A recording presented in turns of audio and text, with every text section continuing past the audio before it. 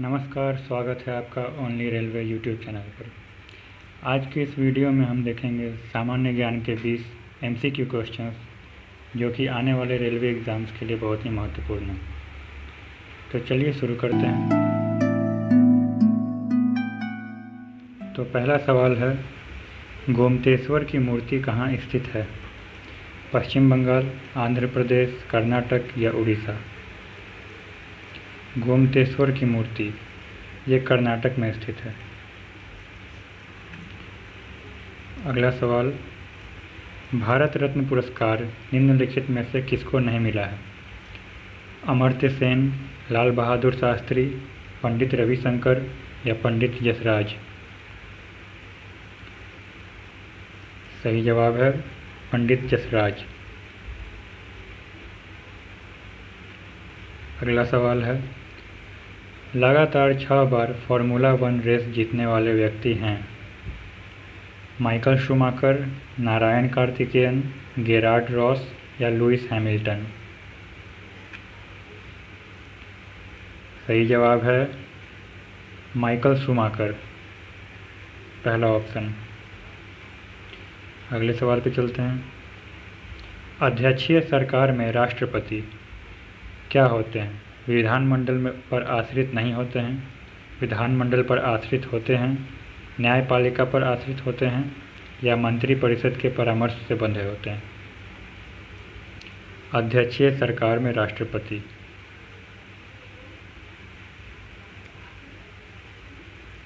विधानमंडल पर आश्रित नहीं होते हैं, पहला ऑप्शन।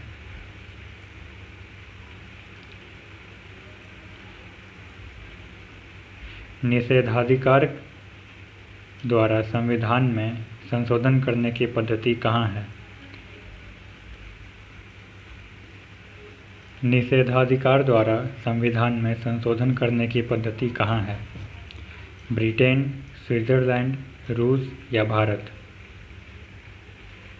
निषेधाधिकार द्वारा संविधान में संशोधन करने की पद्धति यह है स्विट्जरलैंड में। अगले सवाल पे आते हैं। भारत में सबसे कम वर्षा कहाँ होती है? कुर्नूल, बीजापुर, बस्तर या लेह? सबसे कम वर्षा होती है लेह में। गीतांजलि पुस्तक का अंग्रेजी अनुवाद इनमें से किसने किया? रविंद्रनाथ टैगोर, सरोजिनी नायडू, बंकिम चंद्र चटर्जी या जवाहरलाल नेहरू? सही जवाब है रविंद्रनाथ टैगोर। पंचायती राज का सबसे छोटा अंग है? जिला परिषद, पंचायत समिति, ग्राम या ग्राम पंचायत? ग्राम पंचायत।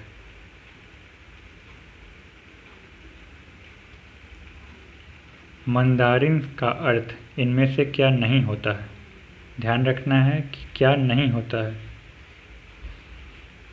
यह चीन के एक शहर का नाम है, यह चीन की एक भाषा है, यह चीन की एक जनजाति है, यह विश्व में सबसे अधिक बोली जाने वाली भाषा है।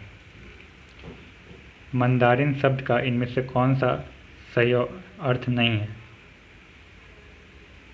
इन चारों ऑप्शन में से कौन सा ऐसा है ऑप्शन है जो कि मंदारिन शब्द से नहीं जुड़ा है? इसको ऐसे ही बोल सकते हैं। सही जवाब है यह चीन के एक शहर का नाम है, यानी कि ऐसा नहीं है चीन के किसी शहर का नाम मंदारिन नहीं है, लेकिन यह चीन की एक भाषा है, यह चीन की एक जनजाति का भी नाम है और ये विश्व में सबसे अधिक बोली जाने वाली भाषा भी है। चलते हैं अगले सवाल पर। रेलवे बोर्ड का अध्यक्ष किसके सचिव के रूप में कार्य करता है? रेलवे बोर्ड का अध्यक्ष भारत सरकार, प्रधानमंत्री, रेल मंत्री या रेल मंत्रालय? सही जवाब है रेल मंत्री। रेल मंत्री के अध्यक्ष के रूप में काम करता है। इनमें से भारत का कौन सा राज्य बांग्लादेश से सटा नहीं है? मणिपुर, मेघालय, त्रिपुरा या पश्चिम बंगाल? सही जवाब है मणिपुर।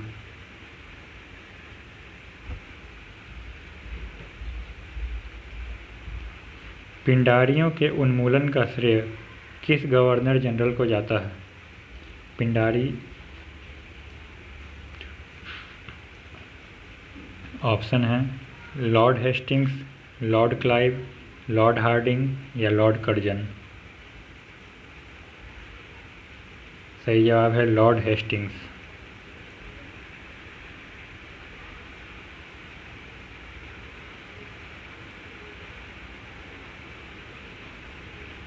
अगले सवाल पे चलते हैं। मेकर्स ऑफ इंडिया किसकी रचना है? मेकर्स ऑफ इंडिया एक पुस्तक है जो कि इनमें से किस व्यक्ति की रचना है? प्रणब मुखर्जी, रामचंद्र गुप्ता, अमित शाह या ममता बनर्जी। सही जवाब है रामचंद्र गुप्ता।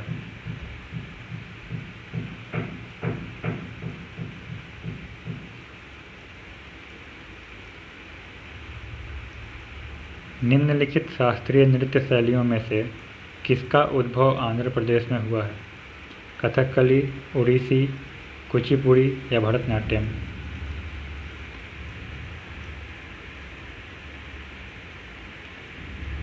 वो नृत्य शैली जिसका उद्भव आंध्र प्रदेश में हुआ है, कुचिपुड़ी। तेजड़िया तथा मंदड़िया ये जो दो शब्द हैं ये किससे संबंधित है, यानी किस क्षेत्र से संबंधित है? विदेशी व्यापार, आंतरिक व्यापार, स्टॉक बाजार या बैंकिंग व्यवस्था। सही जवाब है स्टॉक बाजार। साइलेंट वैली का कटिबंधीय वन किस राज्य में है? साइलेंट वैली का कटिबंधीय राज्य किस राज्य में है? केरल, गोवा, कर्नाटक या तमिलनाडु। सही जवाब है केरल।